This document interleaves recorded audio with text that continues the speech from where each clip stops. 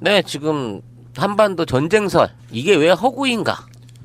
이걸 갖다가 한번 얘기를 해봐야 될 것 같고 왜 보수 언론이 이 전쟁설을 오히려 자제하자라고 나오고 있는 이 초유의 사태는 무엇 때문인가? 이거 한번 생각을 해봐야 되겠죠. 네. 일단 SNS를 통해서 뭐 수십만의 사람들이 이 전쟁설에 관한 시나리오를 봤습니다. 그 시나리오의 내용은 시진핑과 트럼프가 만나서 정상회담을 하면서 이제 중국은 북한에 대한 영향력을 확대를 하고 미국은 이제 북한에서 이루어지고 있는 미사일과 핵 개발을 저지시키기 위해서 미국이 때려주고 난 다음에 중국이 빈자리에 들어가서 친중국 정권을 만들고 미사일과 핵시설 자체를 전부 철거하는 일종의 합의를 봤다는 거예요. 그래서 거기에 대한 증거로 일단 그 칼빈슨 호라고 하는 항모가 우리나라로 올라오고 있고 그렇죠. 또 중국 같은 경우도 압록강 부근에 뭐 15만 명 대군을 네. 지금 준비를 시켜놓고 전진 있다. 배치를 한다. 뭐 이런. 근데 이제 이 두 가지가 사실은 사실이야. 진짜? 왜냐면 칼빈슨 호가 오기는 와. 이 오는 게 왜 이상하냐면 이 칼빈슨 호가 그 싱가포르에 갔다가 호주로 갈 예정이 있었거든요, 원래.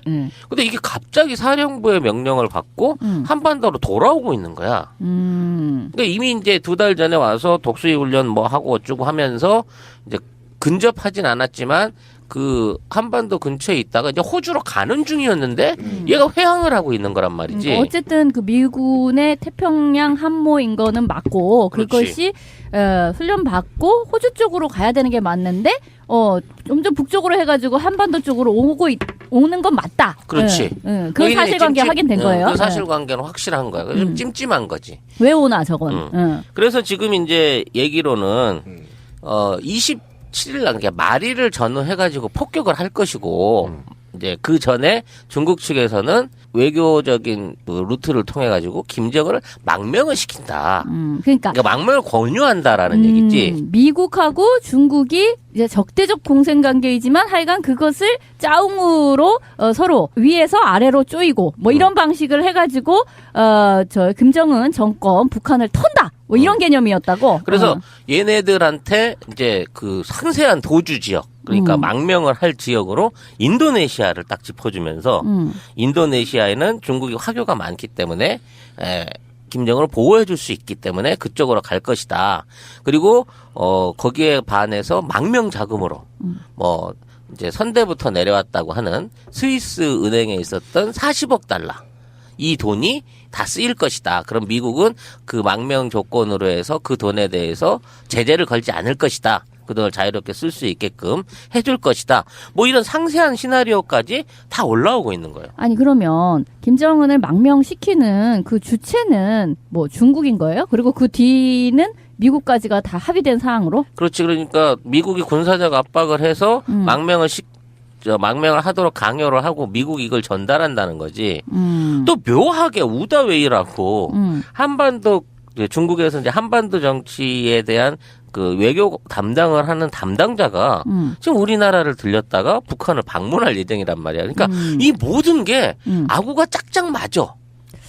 아니 글쎄 그 뭔가가 이루어지고 있다는 거는 대충 느낌은 오는데 그렇다고 해서 미국과 중국이 서로 짝짝꿍이 돼서 북한 정권을 괴멸시키고 해외 망명을 유도한다라는 것까지는 그건 좀 뭐랄까 그건 그냥 추정이잖아. 그냥 소설이잖아, 거기는. 그렇지. 이제 그 부분이 앞으로 있을 것이냐 말 것이냐고 김정은이 만일에 고집을 피고 안 나가면 벙커버스터라든지 뭐 첨단 미사일을 통해 가지고 평양 시내를 쑥대밭을 만들어서 제거를 하고 미군이 들어가서 죽었는지 살았는지 직접 육안으로 확인을 할 거다라는 게 이제 이 시나리오의 전문거지. 근데 그 시나리오는 어디서 나온 거예요?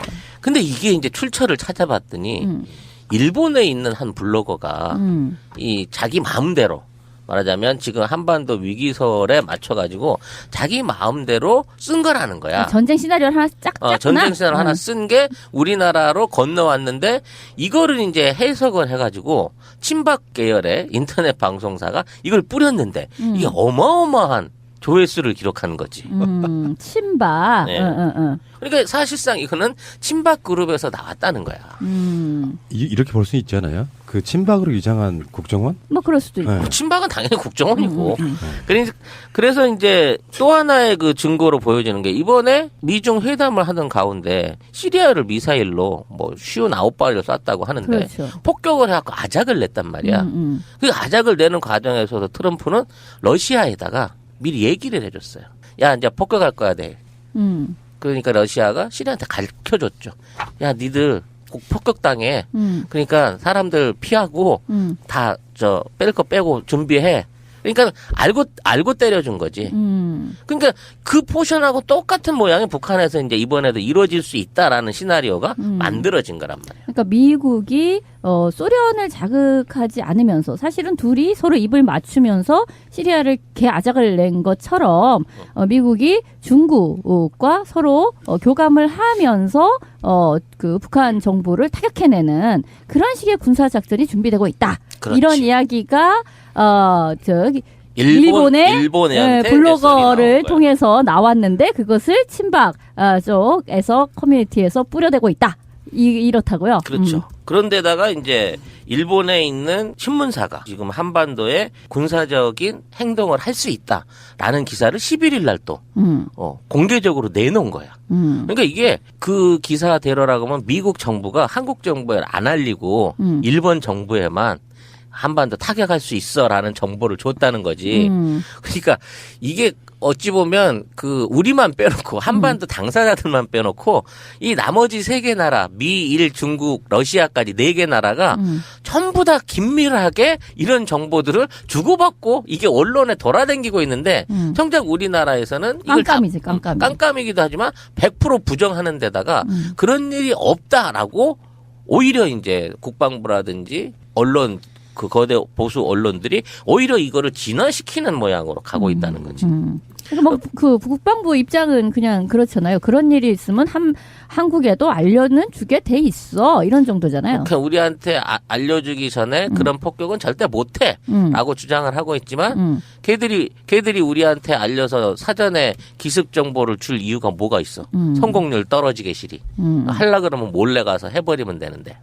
뭐 하여튼 그렇다 치고 그 모든 기사가 이제 열렬하게 나고 난 다음에 묘한 것은 그러므로 이 시기에 대통령 선거는 누굴 뽑아야 하느냐? 홍준표를 뽑아야 한다라는 논리가 이제 뒤에 붙어가기 시작하는 거고. 그게 이제 그쪽 깔때기인 거예요. 그쪽 깔때기인 거고 홍준표도 갑자기 모든 이슈를 다 제끼고 이제 안보에다가 올인을 때리고 있는 상황인 거지. 그러니까 일종의 북풍인 거지. 그렇지. 그러니까 북풍은 북풍이되 사실은 이게 전쟁 시나리오를 가지고 이걸 때리고 있는 거란 말이죠. 그럼 이제 이게 과연 가능한 일인가 아닌가에 대한 명쾌한 답을 드려야 되잖아.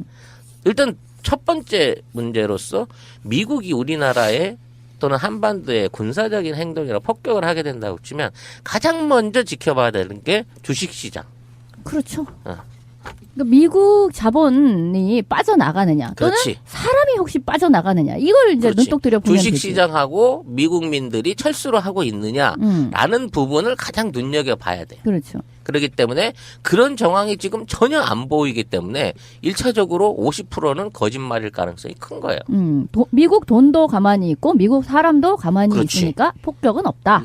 최소한 트럼프라도 지가 연관돼 있는 회사라도 어떻게든 할 건데 그런 전제가 전혀 없다는 거지.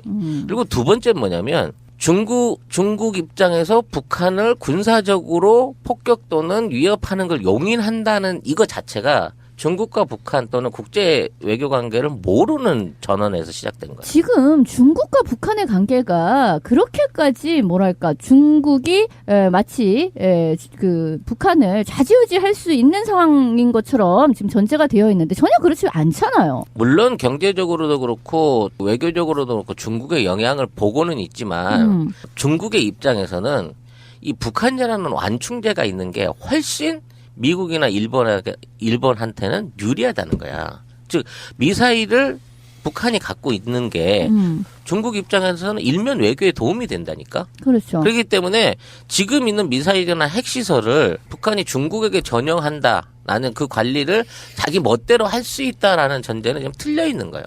만약에 미국이 바로 북한을 뭐 폭격하게 되는 상황이면 중국이 자신은 원치 않아도 미국과 바로 압록강을 하나 사이에 두고 마주하는 그런 일촉즉발의 상황을 만들게 되는 거잖아요. 일촉즉발이 아니라 원래 군사동맹으로 맺어져 있는 관계이기 때문에 혈맹 관계. 혈맹 관계. 이게 전쟁으로 끌려 들어오는 거죠. 조약이 이미 50년 전부터 지켜지고 있기 때문에 만일 북한이 공격을 받으면요 자동으로 개입하게 되죠. 중국 군대가 들어와서 개입하게 돼 있어요. 그렇기 때문에 이 개입을 안 하고 미국이 이런 군사적 행동을 할 수 있게 그냥 본다? 이거 자체가 전제가 어그러져 있다. 존재할 수 없는 전제인 거란 말이지. 그래서 이런 부분에 외교적인 걸로 따져갖고는 이게 일어날 수 없는 일이라는 거지. 그런데도 불구하고 트럼프가 약간 개또라이라서 이 모든 불확실성을 무릅쓰고라도 공격을 할 수 있느냐 없느냐. 그 어려운 걸 또라이는 하니까. 그러니까 또라이는 하니까. 왜냐하면 매티스라고 하는 이번에 시리아 폭격을 했던 군사 관련 장관이 우리나라도 왔다 갔잖아요. 왔다 가면서 그 대충 상황 파악을 했단 말이야. 상황 파악을 했는데 만일 그 자가 만일에 군사적인 그 실행을 한다면 그 친구가 직접적으로 일본이라든지 뭐 어떤 칠함대 부분이라든지 이런 쪽에 와 있어야 돼. 군사 행동을 하는 데 있어서.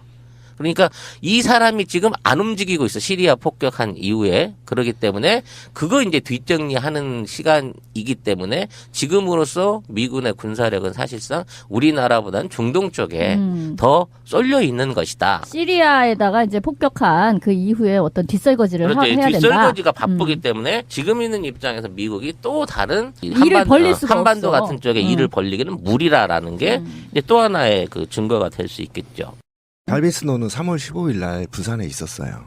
있다가 원래 이제 훈련을 훈련하고 독수리 훈련하고 내려갔어요. 지 마음대로 왔다 갔다 하는 항공모함이에요. 그리고 4월 위기설이 왜 터졌는지 그리고 그 4월 위기설이 정점에 언제였었는지를 명확히 봐야 됩니다. 이게 보궐선거였었어요. 네, 보궐선거를 목적에 두고 선거 맞춤용 기획이다. 북풍이었는데 이것은 구체적으로 어느 지역 어느 세대별로 가장 강하게 타격을 먹었냐면 카톡에서 떠돌아다니는 4월 위기설이었단 말이에요. 그 어떤 매체에서 나오지 않았어요. 별로 받은 바가 없어요. 4월 위기설인데 그러면 전쟁이 가능한가? 라는 측면에서 찌라시가 얘기를 했는데 사실은 한반도에서는 제 주장은요. 어떤 국가도 전쟁을 일으킬 수 없습니다. 지금 제가 조사를 해보니까 지금 조립된 핵탄두가 중국이 2100개예요.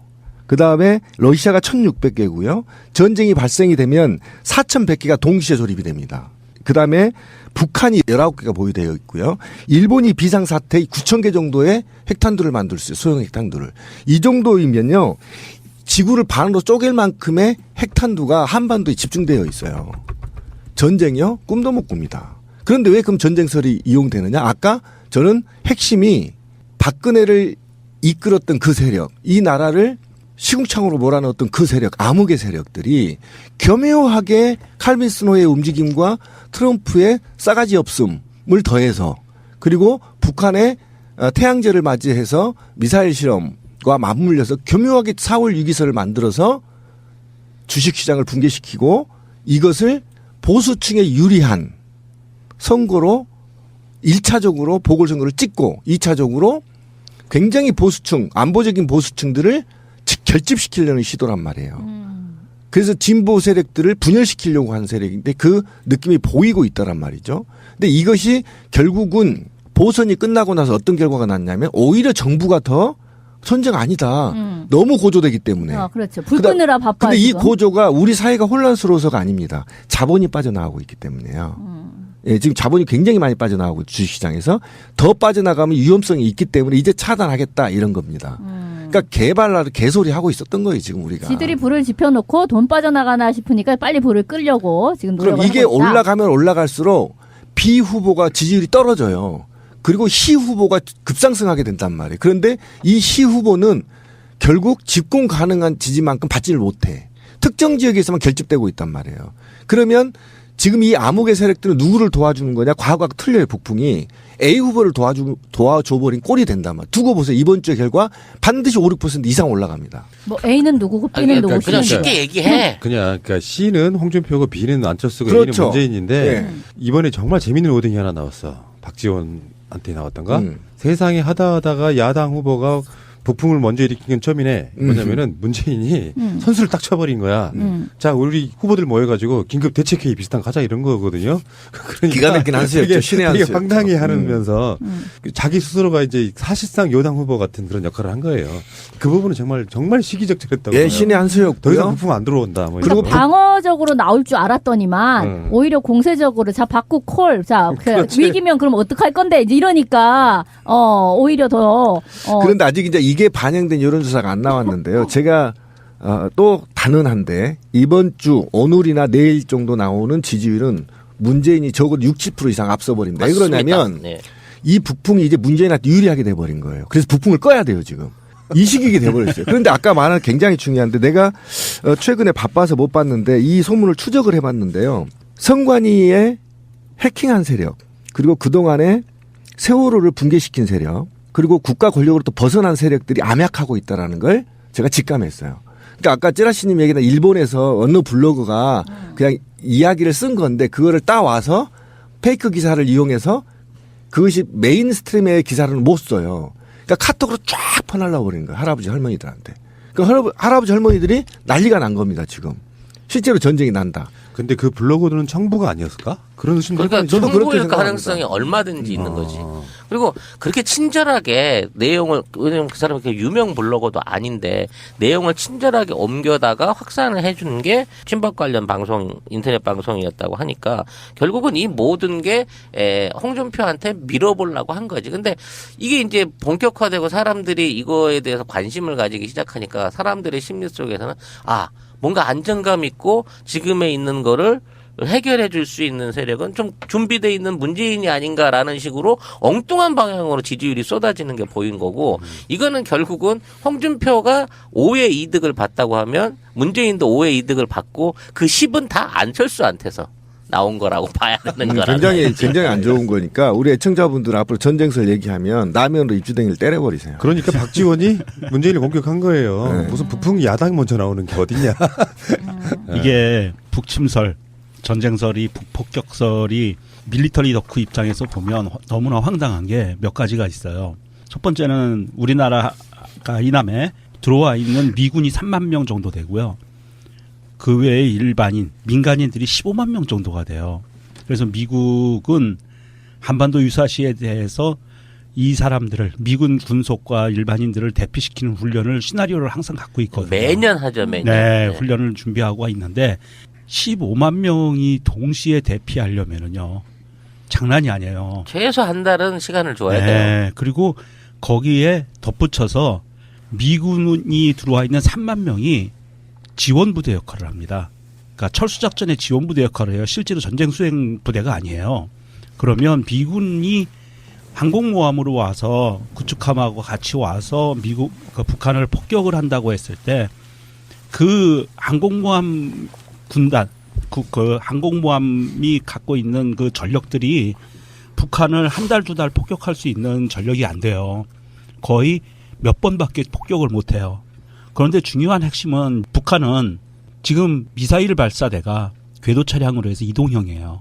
어디에 있는지 잡을 수가 없어요. 그래서 완벽하게 한 번에 제거를 못한다. 그러면 두 번째 핵미사일이 오키나와, 사이판, 오산 공군기지 이렇게 날라온다고 했을 때 대책이 없다는 거고요. 두 번째는 미국이 이렇게 시리아를 공습했듯이 한번 뿅 쏴가지고 터트리고 응징 차원의 폭격을 하는 게 아니라면 괴멸시킬 정도의 전력을 집어넣기 위해서는 육상부대가 필요해요.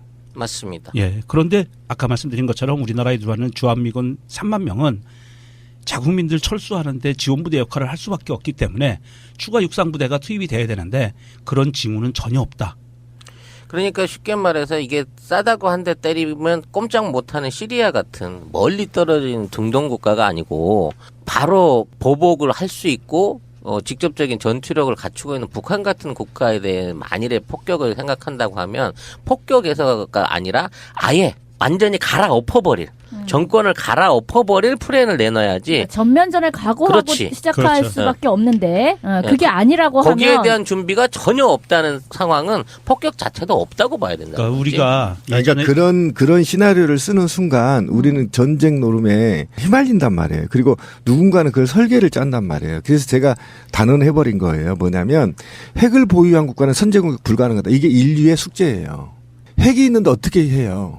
한번 생각해봐. 싣고 맞아요. 가서 박아버리면 끝인데. 핵을 무력화시키기 전에는 불가능한 얘기예요. 핵 보유국은 일체 공격이 선제가 불가능하단 말이에요. 그래서 핵은 공격용이 아니라고 주장했던 게 그거의 방어용이라고 했던 게 핵을 보유하는 순간 지금 북한이 19개 정도 국제사회가 인정하고 있어요. 그냥 현재 있단 말이에요. 비상시에 몇 개를 만들지 몰라. 우라늄의 보유가 최고 매장량 1위야. 근데 그 내용 전혀 몰라. 패스전 국가라. 미국이 가히 무슨 뭐 특공부대? 그건 영화에서나 나온 얘기고요. 불가능하다는 겁니다. 근데 어쨌든 북한이 핵 보유국이라는 것을 이제 국제사회가 공식적으로 인정하지는 않는다 할지라도 지금 미군이 한반도의 사드 배치에 열을 올리고 있는 이유도 보면 북한이 핵 보유국으로 자기들이 생각해도 인정할 수밖에 없기 때문에 사드를 그렇죠. 한반도에 배치하려고 전 난리인 거잖아요. 근데 전체적으로 보았을 때 그렇다면 북한이 핵 보유국이라는 것을 미군도 인지하고 있는 인정하고 있는 상황이라고 한다면 미군 입장에서 북한을 지금 말씀하신 것처럼 굉장한 위험 부담을 가지고서 폭격을 할 이유는 없는 거예요. 오히려 어떤 북한을 핵 보유국으로 인정하는 암묵적으로 인정하는 선상에서 북미 조약의 방향으로 가면서 사실은 북한과 중국의 관계를 뭔가 이간시켜내는, 그러니까 떨어뜨려 내면서 자기들 쪽으로 끌어올려는 방식의 외교전을 펼치는 것이 미국 입장에서도 훨씬 더 유리할 수 있는 거죠. 그렇죠. 자, 마지막으로 정리를 하자면 북한이 지금 칼빈 스노를 신경 써서 그러는 게 아니라 15일 날짜로 이제 태양절이라서 김일성 탄생 105주년 기념식을 해요. 근데 4월 15일이 예. 김일성 탄생일인 예. 거예요? 네. 근데 거기에 맞춰서 지금 외신 기자들을 엄청나게 많이 평양으로 불러들였어요. 근데 이 사람들 체류 일정을 특이하게 일주일을 더 잡아서 22일까지 잡아서 불러들였단 말이야. 그러니까 15일 이후에 22일까지 북한이 뭔가 깜짝 쇼를 할 가능성이 높아요. 그러니까 실제로 북한 당국자가 기자들한테 그런 얘기를 예. 했어요. 대단한 거 이번에 한번 보여줄게 기대해. 지금 그러고 있는 거거든. 뭐 불꽃놀이라도 하나? 그러니까 그 사람들한테 실제 북한의 핵시설을 공개를 하든가 아니면 새로운 형태의 ICBM을 공개를 하든가 뭔가 깜짝쇼를 할 준비를 하고 있기 때문에 이제 요 15일 전후로 하는 일주일이 북한이 전 세계에 던지는 메시지를 보게 될 것이고 거기에 맞춰가지고 15일 이후에 북한과 어떤 일본 또 미국이 참여해 있는 중국까지 같이 참여하는 한국만 빠진 사자회담이 이루어질 공산이 있다라는 게 지금의 이제 할 수 있는 유일한 팩트입니다. 예, 뭐 빨리 통일이 돼야 됩니다. 그러면은 뭐 이런 얘기는 안 나올 거 아니에요. 자, 알겠습니다. 미, 일, 중국, 러시아까지 4개 나라가 전부 다 긴밀하게 이런 정보들을 주고받고 이게 언론에 돌아다니고 있는데 정작 우리나라에서는 이걸 깜깜이지, 깜깜이. 깜깜이기도 하지만 100% 부정하는 데다가 그런 일이 없다라고 오히려 이제 국방부라든지 언론 그 거대 보수 언론들이 오히려 이거를 진화시키는 모양으로 가고 있다는 거지. 그러니까 뭐 그 국방부 입장은 그냥 그렇잖아요. 그런 일이 있으면 한국에도 알려는 주게 돼 있어 이런 정도잖아요. 그러니까 우리한테 알려주기 전에 그런 폭격은 절대 못해라고 주장을 하고 있지만 걔들이 우리한테 알려서 사전에 기습 정보를 줄 이유가 뭐가 있어? 성공률 떨어지게 시리. 하려 그러면 몰래 가서 해버리면 되는데. 뭐 하여튼 그렇다 치고. 그 모든 기사가 이제 열렬하게 나고 난 다음에 묘한 것은 그러므로 이 시기에 대통령 선거는 누굴 뽑아야 하느냐. 홍준표를 뽑아야 한다라는 논리가 이제 뒤에 붙어가기 시작하는 거고. 그게 이제 그쪽 깔때기인 거예요. 그쪽 깔때기인 거고 홍준표도 갑자기 모든 이슈를 다 제끼고 이제 안보에다가 올인을 때리고 있는 상황인 거지. 그러니까 일종의 북풍인 거지. 그렇지. 그러니까 북풍은 북풍이되 사실은 이게 전쟁 시나리오를 가지고 이걸 때리고 있는 거란 말이죠. 그럼 이제 이게 과연 가능한 일인가 아닌가에 대한 명쾌한 답을 드려야 되잖아요. 일단 첫 번째 문제로서 미국이 우리나라에 또는 한반도에 군사적인 행동이나 폭격을 하게 된다고 치면 가장 먼저 지켜봐야 되는 게 주식시장. 그렇죠. 그러니까 미국 자본이 빠져나가느냐 또는 그렇지. 사람이 혹시 빠져나가느냐 이걸 이제 그렇지. 눈독 들여 보면 되지. 주식시장하고 미국민들이 철수를 하고 있느냐라는 부분을 가장 눈여겨봐야 돼요. 그렇죠. 그렇기 때문에 그런 정황이 지금 전혀 안 보이기 때문에 1차적으로 50%는 거짓말일 가능성이 큰 거예요. 미국 돈도 가만히 있고 미국 사람도 가만히 그렇지. 있으니까 폭격은 없다. 최소한 트럼프라도 지가 연관돼 있는 회사라도 어떻게든 할 건데 그런 전제가 전혀 없다는 거지.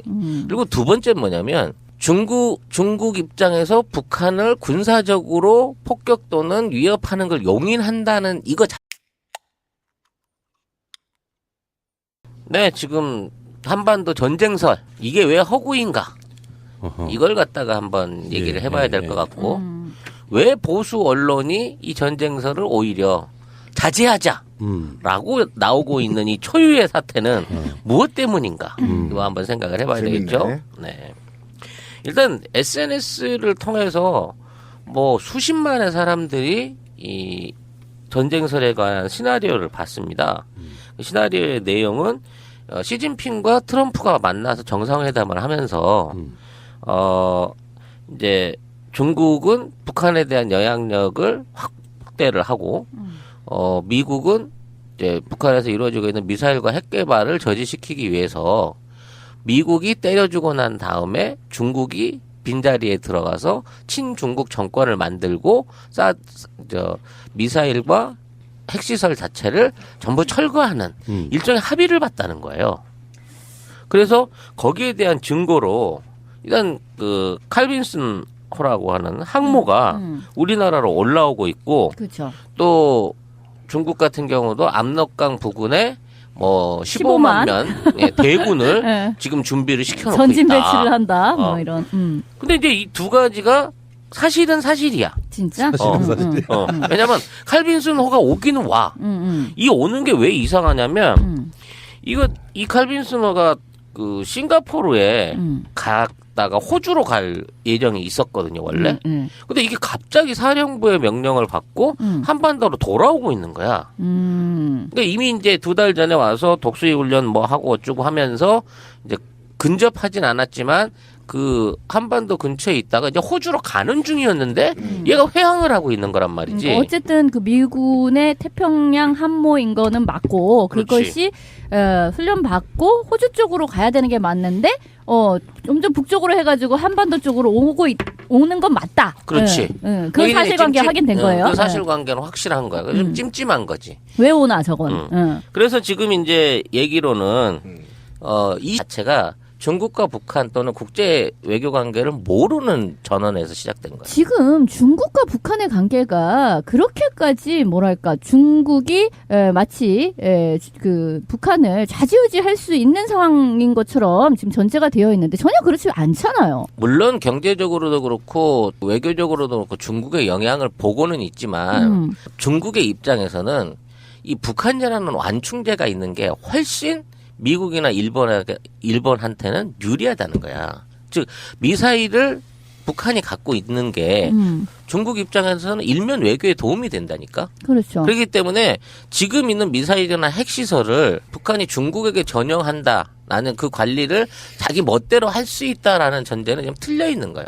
만약에 미국이 바로 북한을 뭐 폭격하게 되는 상황이면 중국이 자신은 원치 않아도 미국과 바로 압록강을 하나 사이에 두고 마주하는 그런 일촉즉발의 상황을 만들게 되는 거잖아요. 일촉즉발이 아니라 원래 군사동맹으로 맺어져 있는 관계이기 때문에 혈맹 관계. 혈맹 관계. 이게 전쟁으로 끌려 들어오는 거죠. 조약이 이미 50년 전부터 지켜지고 있기 때문에 만일 북한이 공격을 받으면요 자동으로 개입하게 되죠. 중국 군대가 들어와서 개입하게 돼 있어요. 그렇기 때문에 이 개입을 안 하고 미국이 이런 군사적 행동을 할 수 있게 그냥 본다? 이거 자체가 전제가 어그러져 있다. 이거지. 존재할 수 없는 존재인 거란 말이지. 그래서 이런 부분에 외교적인 걸로 따져갖고는 이게 일어날 수 없는 일이라는 거지. 그런데도 불구하고 트럼프가 약간 개또라이라서 이 모든 불확실성을 무릅쓰고라도 공격을 할 수 있느냐 없느냐. 그 어려운 걸 또라이는 하니까. 그러니까 또라이는 하니까. 왜냐하면 이제 매티스라고 하는 이번에 시리아 폭격을 했던 군사 관련 장관이 우리나라도 왔다 갔잖아요. 왔다 가면서 그 대충 상황 파악을 했단 말이야. 상황 파악을 했는데 만일 그 자가 만일에 군사적인 그 실행을 한다면 그 친구가 직접적으로 일본이라든지 뭐 어떤 칠함대 부분이라든지 이런 쪽에 와 있어야 돼. 군사 행동을 하나. 라는 게 이제 이 시나리오의 전문거지. 근데 그 시나리오는 어디서 나온 거예요? 근데 이게 이제 출처를 찾아봤더니 일본에 있는 한 블로거가 이 자기 마음대로 말하자면 지금 한반도 위기설에 맞춰가지고 자기 마음대로 쓴 거라는 거야. 전쟁 시나리오를 하나 쫙 짰구나. 전쟁 시나리오 하나 쓴 게 우리나라로 건너왔는데 이거를 이제 해석을 해가지고 친박 계열의 인터넷 방송사가 이걸 뿌렸는데 이게 어마어마한 조회수를 기록하는 거지. 친박. 네. 그러니까 사실상 이거는 친박 그룹에서 나왔다는 거야. 이렇게 볼 수 있잖아요. 그 친박으로 위장한 국정원? 뭐 그럴 수도 있고. 네. 친박은 당연히 국정원이고. 그래서 이제 또 하나의 그 증거로 보여지는 게 이번에 미중 회담을 하던 가운데 시리아를 미사일로 뭐 쉬운 9발을 쐈다고 하는데 그렇죠. 폭격을 해갖고 아작을 냈단 말이야. 그 아작을 내는 과정에서도 트럼프는 러시아에다가 미리 얘기를 해줬어요. 야, 이제 폭격할 거야, 돼. 그러니까 러시아가 시리아한테 가르쳐줬죠. 야, 니들 꼭 폭격당해. 그러니까 사람들 피하고 다 뺄 거 빼고 준비해. 그러니까 알고 때려준 거지. 그러니까 그 포션하고 똑같은 모양이 북한에서 이제 이번에도 이루어질 수 있다라는 시나리오가 만들어진 거란 말이에요. 그러니까 미국이 소련을 자극하지 않으면서 사실은 둘이 서로 입을 맞추면서 시리아를 개아작을 낸 것처럼 미국이 중국과 서로 교감을 하면서 그 북한 정부를 타격해내는 그런 식의 군사 작전이 준비되고 있다. 그렇지. 이런 이야기가 일본의 일본한테 블로거를 통해서 나왔는데 그것을 친박 쪽에서 커뮤니티에서 뿌려대고 있다. 이렇다고요. 그렇죠. 그런데다가 이제 일본에 있는 신문사가 지금 한반도에 군사적인 행동을 할 수 있다라는 기사를 11일 날 또 공개적으로 내놓은 거야. 그러니까 이게 그 기사대로라고 하면 미국 정부가 한국 정부에 안 알리고 일본 정부에만 한반도 타격할 수 있어라는 정보를 줬다는 거지. 그러니까 이게 어찌 보면 그 우리만 빼놓고 한반도 당사자들만 빼놓고 이 나머지 세 개 나라 17일 날 그러니까 말일을 전후해가지고 폭격을 할 것이고 이제 그 전에 중국 측에서는 외교적인 그 루트를 통해 가지고 김정은을 망명을 시킨다. 그러니까 망명을 권유한다라는 얘기지. 미국하고 중국이 이제 적대적 공생 관계이지만 하여간 그것을 짜웅으로 서로 위에서 아래로 쪼이고 뭐 이런 방식을 해가지고 저 김정은 정권 북한을 턴다. 뭐 이런 개념이었다고. 그래서 얘네들한테 이제 그 상세한 도주 지역 그러니까 망명을 할 지역으로 인도네시아를 딱 짚어주면서 인도네시아에는 중국이 화교가 많기 때문에 김정은을 보호해 줄 수 있기 때문에 그쪽으로 갈 것이다. 그리고 거기에 반해서 망명 자금으로 뭐 이제 선대부터 내려왔다고 하는 스위스 은행에 있었던 40억 달러 이 돈이 다 쓰일 것이다. 그럼 미국은 그 망명 조건으로 해서 그 돈에 대해서 제재를 걸지 않을 것이다. 그 돈을 자유롭게 쓸 수 있게끔 해줄 것이다. 뭐 이런 상세한 시나리오까지 다 올라오고 있는 거예요. 아니 그러면 김정은을 망명시키는 그 주체는 뭐 중국인 거예요? 그리고 그 뒤는 미국까지가 다 합의된 사항으로? 그렇지. 그러니까 미국이 군사적 압박을 해서 망명을 하도록 강요를 하고 미국이 이걸 전달한다는 거지. 또 묘하게 우다웨이라고 한반도 중국에서 이제 한반도 정치에 대한 그 외교 담당을 하는 담당자가 지금 우리나라를 들렸다가 북한을 방문할 예정이란 말이야. 그러니까 이 모든 게 아구가 짝짝 맞아. 아니 글쎄 그 뭔가가 이루어지고 있다는 거는 대충 느낌은 오는데 그렇다고 해서 미국 미국과 중국이 서로 짝짝꿍이 돼서 북한 정권을 괴멸시키고 해외 망명을 유도한다라는 것까지는 그건 좀 뭐랄까 그건 그냥 추정이잖아. 그냥 소설이잖아, 거기는. 그렇지. 이제 그 부분이 앞으로 있을 것이냐 말 것이냐고 김정은이 만약에 고집을 피고 안 나가면 벙커버스터라든지 뭐 첨단 미사일을 통해 가지고 평양 시내를 쑥대밭을 만들어서 제거를 하고 미군이 들어가서 죽었는지 살았는지 직접 육안으로 확인을 할 거다.